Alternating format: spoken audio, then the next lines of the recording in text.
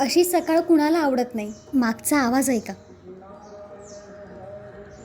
आणि हे असेच 2 दिवस घालवण्यासाठी आम्ही आलो होतो वेंगुर्ल्यातल्या एका गावात. आणि ही जागा बघून मी इतकी एक्सायटेड झाले की गेल्या गेल्या फ्रेशही न होता मी व्हिडिओ बनवायला सुरुवात केली.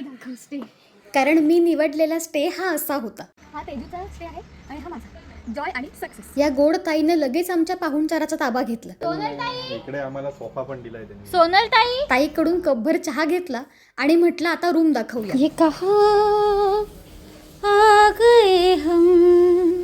हे काय बघ मागे रूमच्या आतमध्ये आणखीन एक रूम होती जी होती ड्रेसिंग रूम आणि ती काहीशी अशी होती. प्रत्येक कोपरा अस्थेटिक. तेजूच्या खोलीत तर चक्क दगडाचा सोफा होता. चार्जिंग पॉइंट पासून ते जमिनीपासून ते भिंतींपर्यंत सगळं अस्थेटिक. या भिंतींवरचं नक्षीकाम तर मला इतकं आवडलं होतं आणि एक्साइटमेंट मध्ये त्याबद्दल इतकी बडबड केली आहे की ते म्यूट करून मला आता हा व्हॉइस ओव्हर द्यावा लागतोय. आता जरा फ्रेश होऊया.